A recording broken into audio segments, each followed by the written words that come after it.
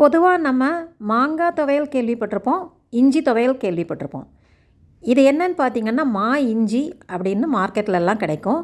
மாங்காயினுடைய மனம் நல்லாயிருக்கும், ரொம்ப நல்லாயிருக்கும். மாங்காயினுடைய மனமும் இஞ்சியினுடைய குடும்பத்தை சேர்ந்தது அப்படிங்கிறதுனால இஞ்சி மாதிரியே இருக்கும் பார்க்குறதுக்கு. அதனால் இது இஞ்சின்னு சொல்லுவோம்.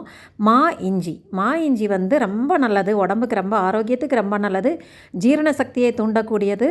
இந்த மாதிரி நிறைய குணங்கள் இதில் சொல்லிகிட்டே போகலாம். இதில் நிறைய ரெசிபீஸ் பண்ணலாம்.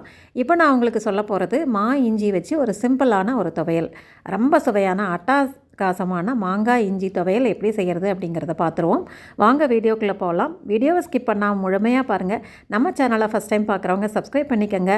இப்போ இந்த வித்தியாசமான சுவையான இஞ்சி துவையல் எப்படி செய்கிறதுன்னு பார்த்துடலாம். வாங்க வீடியோக்குள்ளே போகலாம்.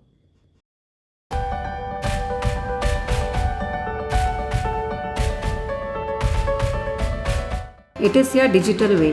Chettinad Snacks Online brings the heritage to your doorstep. We connect tiny dots of Chettinad Kitchen. Chettinad Snacks Online, the ultimate gateway of heritage-rich homemade products.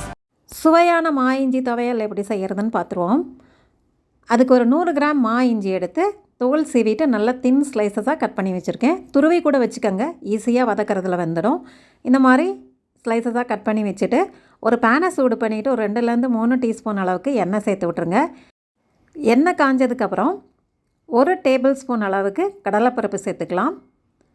கடலைப்பருப்பு கொஞ்சம் பெரிய சைஸாக இருக்கிறதுனால அது கொஞ்சம் செவந்து வர வரைக்கும் விட்டுருங்க. லைட்டாக செவந்து வரும்போது உளுந்தம்பருப்பு 1 டேபிள் ஸ்பூன் எடுத்து வச்சுக்கலாம். அதையும் இதில் சேர்த்து ரெண்டையும் முதல்ல பொரிய விடுறோம்.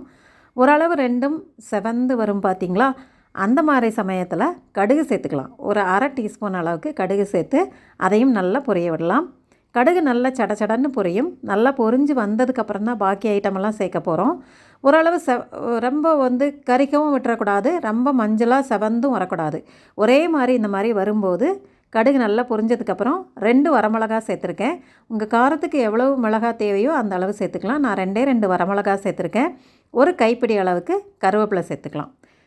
பெருங்காயம் சேர்க்கணுன்ற அவசியம் இல்லை, வேணும்னா சேர்த்துக்கலாம். கருவேப்பிலையும் நம்ம தின்ன ஸ்லைசஸ் போட்டு வச்சுருக்க இஞ்சியையும் சேர்த்து வதக்கிக்கலாம்.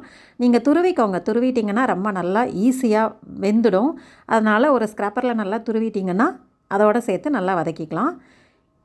இஞ்சி இதோடு சேர்ந்து நல்லா வெந்துடணும். ஓரளவு நல்லா வெந்ததுக்கப்புறம் தான் இதுக்கு உப்பு, புளி 2 சேர்க்க போகிறோம். நம்ம தக்காளி, வெங்காயம் எதுவுமே இங்கே சேர்க்கலை. ஒரு கைப்பிடி அளவுக்கு தேங்காய் சேர்த்துக்கலாம். தேங்காய் அதிகமாக சேர்த்திங்கன்னா தேங்காய் சட்னி மாதிரி ஆகிடும். தேங்காய் அளவாக சேர்த்துட்டு ஒரு சின்ன நெல்லிக்காய் அளவுக்கு புளி, இந்த துவையலுக்கு தேவையான உப்பு, இவ்வளவு தான். இது நல்லா சேர்த்து கலந்துட்டு ஆற விட்டுருங்க. ஆறுனதுக்கப்புறம் நைஸாக சட்னி மாதிரி அரைச்சி எடுத்துகிட்டு வந்துடலாம். அட்டகாசமாக இருக்குங்க. இந்த துவையல் வந்து எல்லாத்துக்குமே நல்லாயிருக்கும். சாதத்தில் போட்டு சாப்பிட்டிங்கன்னா ரொம்ப சுவையாக இருக்கும். தோசை, இட்லி எல்லாத்துக்குமே ரொம்ப நல்லாயிருக்கும். இந்த அரைச்சி ரெடி பண்ணிவிட்டேன். நான் இப்போது ஆறுனதுக்கப்புறம் மிக்சியில் போட்டு அரைச்சி எடுத்துகிட்டு வந்துட்டேன். இந்த மாதிரி சுவையான இஞ்சி சட்னி செஞ்சு பாருங்கள். இது ஆரோக்கியத்துக்கும் ரொம்ப நல்லது, ஜீரண சக்திக்கும் நல்லது. இது ரொம்ப சுவையாக இருக்கும். வித்தியாசமாக எல்லா சட்னியும் விடவுமே இந்த இஞ்சி துவையல் ரொம்ப நல்லாயிருக்கும். செஞ்சு பார்த்துட்டு எப்படி இருந்ததுன்னு கண்டிப்பாக கமெண்ட் பாக்ஸில் சொல்லுங்கள்.